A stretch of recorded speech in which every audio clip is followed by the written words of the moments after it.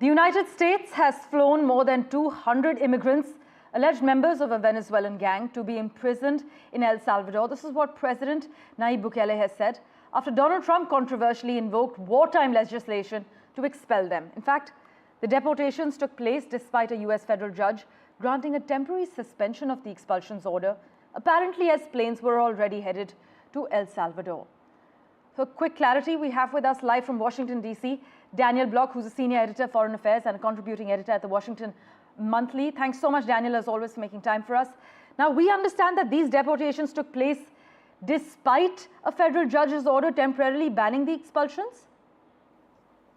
That's correct. And it really gets to the heart in some ways of what makes this such an important moment in the Trump administration, where there's been this debate going on since he took office about whether he'll actually listen to the courts.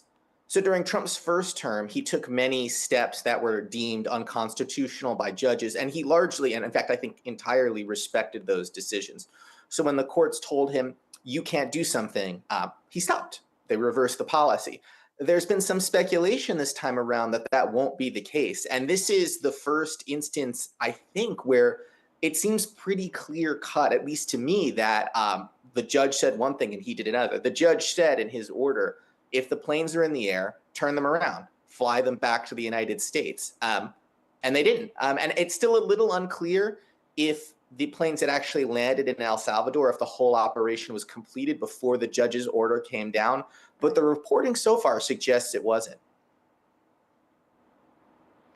Well, we'll have to wait and watch how this plays out. In fact, we understand that this wartime authority has only been invoked 3 times before. This was during the World War of 1812, and the World War was the first one and the second one. But Daniel, we'll of course revert to you for regular updates. Thanks so much for joining us.